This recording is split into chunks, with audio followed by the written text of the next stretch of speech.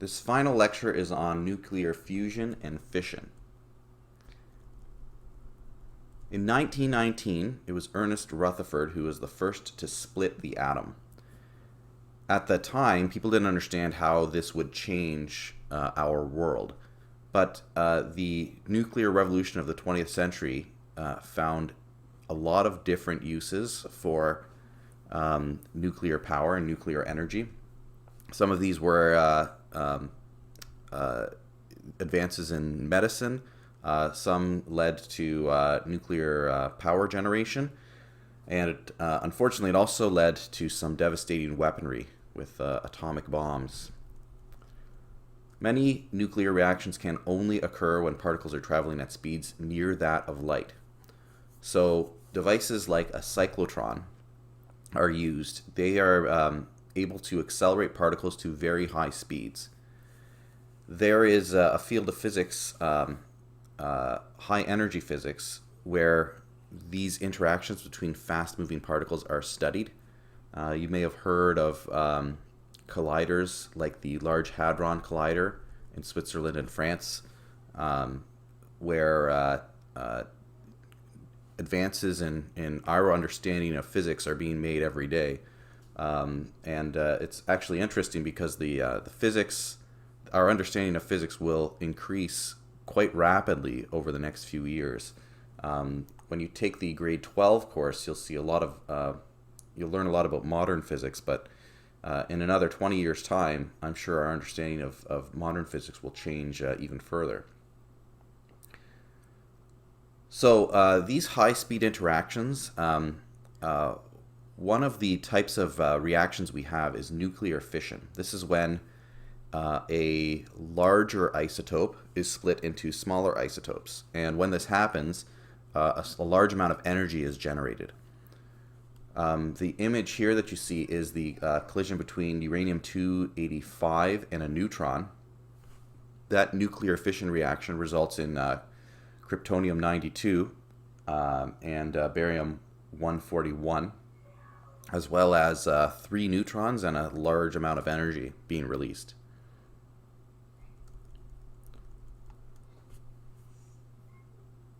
So with nuclear fission, there is a lot of waste heat. There are lots of safety concerns. There is concerns with storing radioactive wastes. The economics of it are also difficult because it's difficult to build and it's difficult to maintain, costs a lot of money. There are security concerns because nuclear fission power plant generation can also produce byproducts or such as plutonium, what we call weapons grade plutonium, which is the type of plutonium that could be used in an atomic bomb. So while nuclear fission provides the opportunity for a lot of energy, there are some safety concerns as well and other concerns that we've just mentioned here. In Canada, we actually developed a special type of nuclear reaction called the Candu reactor. This reactor is very safe. There hasn't been any failures of the Candu reactor. You won't necessarily have to know too much about how it operates. There is some stuff in the textbook for you to read, so you can kind of understand that. But we won't spend too much time on this because I know this is a long lecture. You could read it on your own. It works similar to how any other type of energy generation process works, where we heat water to create steam, and the steam is used to turn turbines. With the Candu reactor, it collects a lot of the waste heat and prevents that from exiting. It also has a number of different safety concerns, which we'll get into here. So despite all precautions, it is inevitable that workers in a nuclear reactor facility will be exposed to some levels of radiation. So this is a concern even with Candu reactors. These tiny levels of radiation exposure are not dangerous. We're actually exposed to radiation every day. There's amount of background radiation that you experience just being even inside or outside. But it's important in a nuclear facility to closely monitor exposure levels and ensure that they are kept within safe limits. So that's why workers in a nuclear facility wear badges that indicate their level of radiation exposure. Another safety concern, nuclear fission reactors, the Candu type reactors, well, this slide says that they're known worldwide for their safety record. One key design feature is the way that the cadmium shutoff rods are arranged. So the rods are inserted into the core vertically from above, suspended by electrically controlled magnets, and the rods are dropped into the core to reduce reaction rates and lifted to increase them. So if there's any disruption in electrical power to the reactor, the magnets automatically turn off, causing the rods to drop completely into the core, and that immediately stops the chain reaction, ensuring a safe reactor shutdown. So this is how we have prevented nuclear meltdowns in Canada and other countries that use the Candu reactors. So here's what you can copy down for nuclear fission. Using our XY as our just the same way we did with our previous lecture talking about the types of decay, alpha, beta, and gamma decay. XY together would make a larger isotope. That would split into an X and a Y, which are in this case are our product atoms, and give off some energy. And the rest of that you can kind of copy down for your understanding of Candu reactors. There might be some multiple choice questions or explanation type questions where you'd have to describe that. The other type of nuclear energy generation reaction is nuclear fusion. So in this case, this is when we get two particles very close together, and they actually end up fusing into one larger particle. When this happens, they give off a lot of energy as well. So nuclear fusion actually gives us more energy than nuclear fission. The problem is that we haven't been able to efficiently control nuclear fusion energy. There is no current way of having a nuclear fusion reactor that we can capture more energy than we input, or rather where the efficiency of it is such that it makes it economically better than other types of energy generation. And this slide here summarizes some things about nuclear fusion. So it's potentially a much greater source of energy than fission. It's also interesting because there is no dangerous emissions with nuclear fusion. We don't have radiation at the levels of fission.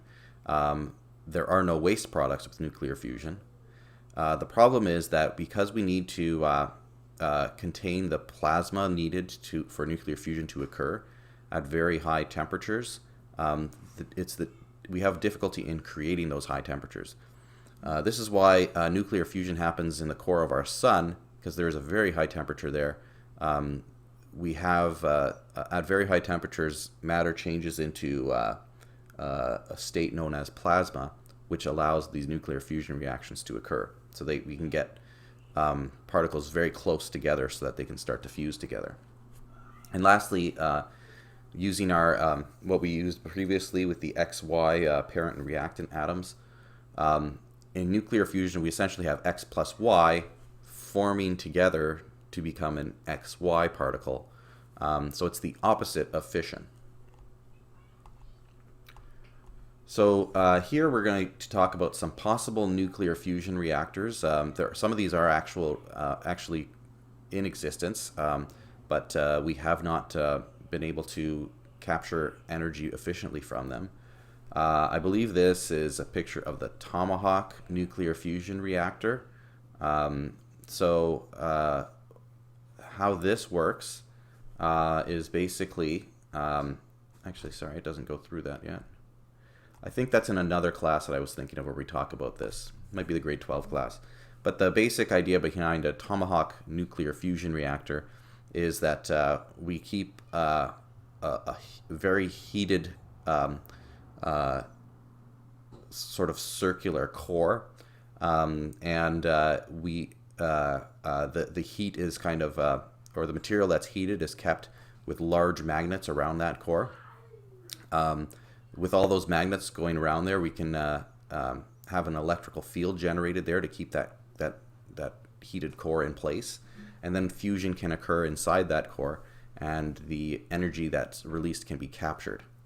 However, this has not been economically feasible enough for it to be a serious method of energy generation, at least not now. So next we're going to talk about the most famous equation in physics, E equals mc squared. So what does this mean? This is essentially the mass-energy equivalence equation. What you're seeing in this equation is E, energy, equals m, mass, times a constant, which is the speed of light in a vacuum, c, squared. So this equation is basically saying that energy and mass are the same. They're just different forms of the same, I guess, type of matter. We can use this equation to determine how much energy is generated from a nuclear fusion or a nuclear fission reaction. So when a nuclear fusion or fission reaction happens, there is a certain loss of mass. That loss of mass corresponds to an output of energy. So we call that loss of mass the mass defect. And to solve these kind of problems, what you'll need to do is find the mass defect in kilograms, and then convert that mass defect into an energy value. So copy this down. This is the law of conservation of mass energy. Mass can transform into energy and energy into mass, such that the total mass energy in an isolated system remains constant. So we talked about how there's a certain amount of energy in the universe.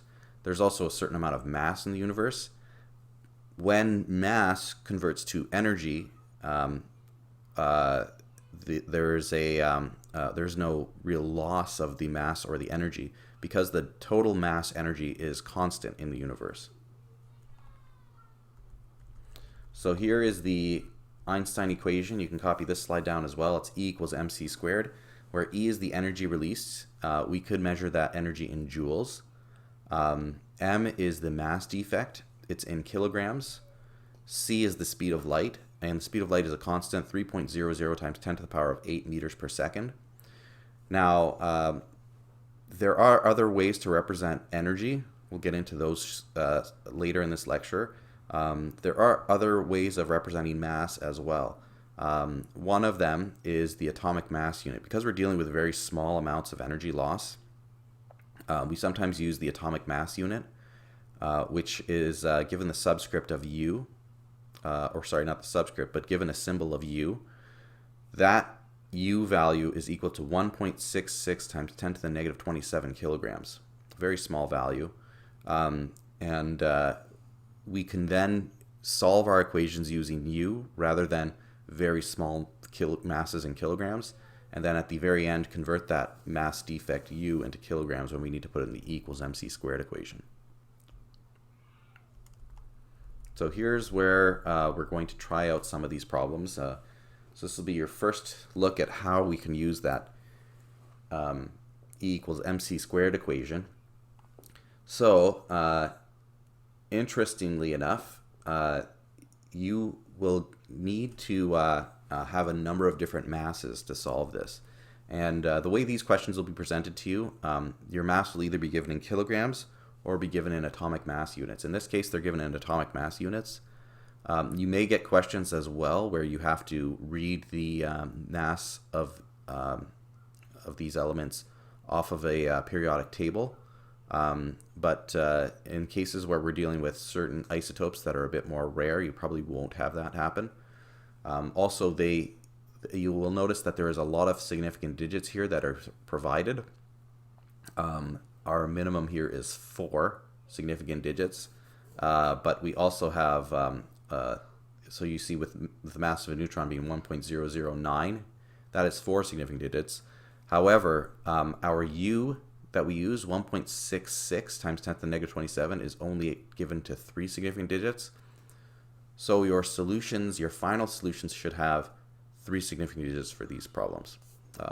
You will not see any with 2 or 4. You'll always be limited to 3. So that's just to help you out when you're solving these.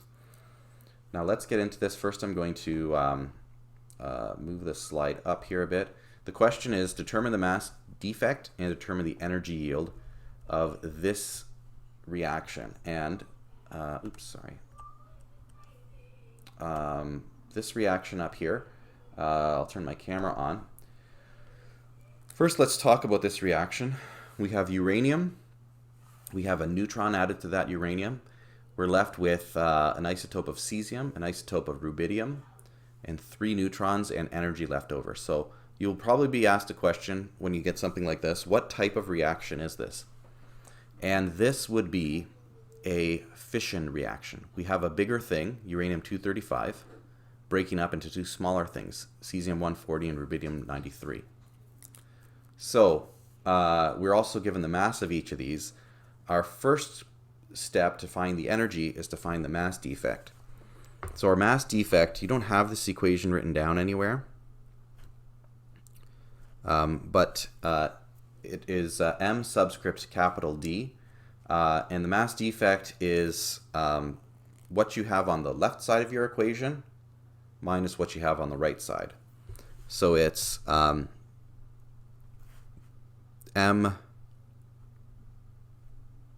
reactants minus M products. So you may want to copy that down. It's not listed anywhere, but it is kind of a simple equation. So now we have to find out what are our mass of our reactants. So we have M of U-235 plus M of a neutron. And we subtract our products, which would be M of cesium-140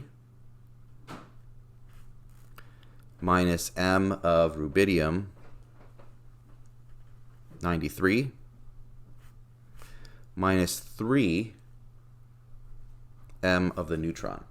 We're not interested with the energy because we're actually trying to solve for that energy. So this is how we would determine our mass defect. You could then write this a number of different ways. If you want to use a calculator, you can to solve for this. I recommend it that way. But we could also do our substitution and write this as this value plus that value minus this value minus that value minus 3 times that value. First thing we'll do though is, well, we don't necessarily have to, but we have 1 neutron and 3 neutrons here. This would essentially be minus 2 neutrons in terms of the mass. But let's just substitute it in without doing anything else. The mass of uranium-235, and I'll just remove the brackets for substitution, is 235,044 plus the mass of our neutron, which is 1.009 U, minus the mass of cesium, which is 139.909 U, minus the mass of our rubidium isotope, 92.922 U, minus 3 times the mass of a neutron, 1.009 U. I'll put this on our calculator just so that we avoid making any sort of calculation errors. 235.044 plus 1.009 minus 139.909 minus 92.922 minus 3 times 1.009. We have 0.195 U. So that's our mass defect. Now to find the energy, in this case, we have to use this mass defect value, which I think is one of the reported answers, so we can do that, to find out what our energy is. So we're losing my camera here. So E equals mc squared. This is where the m would be the mass defect, but we have to convert that. It's 0.195. That U becomes our conversion factor of 1.66 times 10 to the negative 27. C is 3.00 times 10 to the 8, and that's squared. So now back to our calculator, 0.195 times 1.66 times 10 to the power of negative 27 times bracket 3, and say 0.00 times 10 to the power of 8, close the bracket, square that term, press equals, and this is the amount of energy released from just one of those fission interactions. Let's write this in significant digits here, or sorry, with scientific notation. 2.91 times 10 to the negative 11 joules. That is our solution for the first one. That's the energy released from that one, from just one fission reaction. So when we have these reactions, we actually have multiple collisions. So there would be just more than just that one little amount of energy being released. Next problem. Now it does state this is a fusion reaction, but we can also see that this is a fusion reaction because we have two smaller elements, two isotopes of hydrogen becoming one larger element, which is helium. So they're fusing together. There's also a waste neutron released and energy released. And we have to find that energy. In order to find that energy, we need to solve for the mass defect. So these questions are done just the same, whether it's fusion or fission. We start by solving the mass defect, and then we solve the we turn that mass defect into an amount in joules. So for this problem, we use the same equation. MD equals M reactants minus M products. It's actually off the page there. So the mass defect is the mass of our reactants. So we write down our reactants. We have deuterium, which is H-2. We have tritium, which is M subscript H3. Our products are helium-4 and a single neutron. So we represent the masses with those subscripts.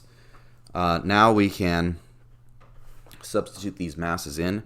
So 2.014 U for deuterium, 3.016 U for tritium. Our helium is 4.003 U, and the neutron is 1.009 U. All together, our mass defect becomes, I don't have my calculator on, 2.014 plus 3.016 minus 4.003 minus 1.009. So our mass defect is 0.018 U. Now let's, sometimes you'll be asked to determine the mass defect and it'll say in joules, so let's convert that to joules now. So we multiply this by 1.66 times 10 to the power of negative 27.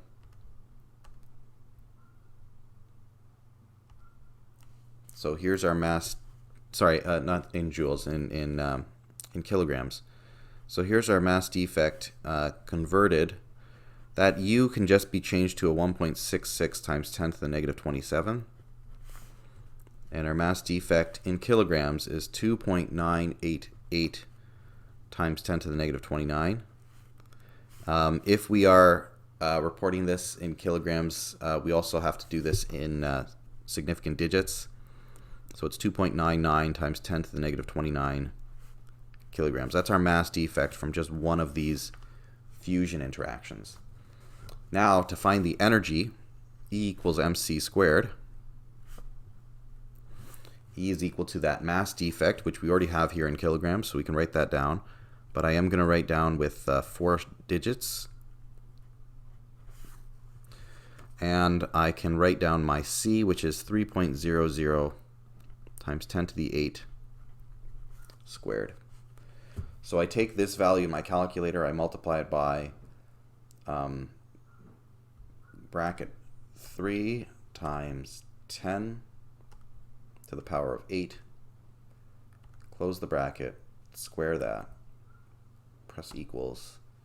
We have the energy released being 2.669 because of 3 significant digits times 10 to the negative 12 joules for just one of those fusion interactions. And again, we'll have multiple fusion interactions, so the actual energy we gain from this would be quite a bit. Now I'm going to introduce you to a different way of representing energy. This is using electron volts. So what is a volt exactly? You can understand how this represents energy if we understand what a volt is. Basically, volts are how much energy we have per unit of charge. And the smallest possible unit of charge we have is an electron. So if we multiply the number of electrons we have by the voltage, we end up getting a value that is equivalent to joules, which is an energy measurement. When we're using mega electron volts, it's essentially how many million electrons do we have. We could get some very nice values substituted in for c squared. So this is sometimes used instead of using c being the speed of light, and converting our mass defect into kilograms. This avoids us having to do that. So we can use E equals mc squared again, but instead of substituting c as 3.00 times 10 to the 8 meters per second, we can substitute c squared, notice how it's c squared, as 930 mega electron volts per atomic mass unit. So let's see how this makes it a little bit simpler to solve, and this is the last question to do for this unit. Here we have the example of a fusion reaction we might have in a star.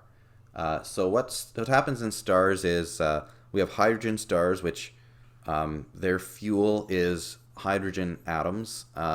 When those hydrogen atoms fuse together, they become helium and they give off their energy. After all the helium, or after all the hydrogen has turned into helium, if the star has a significant enough mass, there could be a lot of pressure in its core to merge those helium isotopes or atoms together to form carbon. And it actually takes 3 helium atoms to form into 1 carbon atom. So a star ends up burning up all of its hydrogen fuel. It then starts to burn up all of its helium fuel if it has enough mass, and it'll have carbon. And then there's further interactions with carbon. So we'll start with this the same way we've done everything else. We will find the mass defect, and let me just move this so that I can set my camera on. So our mass defect is the mass of the reactants minus the mass of the products. The mass of the reactants, in this case we have 3 helium, so 3MHE4, and our product is just the 1 carbon 12, so minus MC12. So our mass defect is 3 times 4.00260 U minus 12.00000 U. If you're wondering why that's such an even number, it's because the atomic mass unit is actually based off of carbon. So now, this is, let's turn the calculator on. This is 3 times 4.00260 minus 12. So our mass defect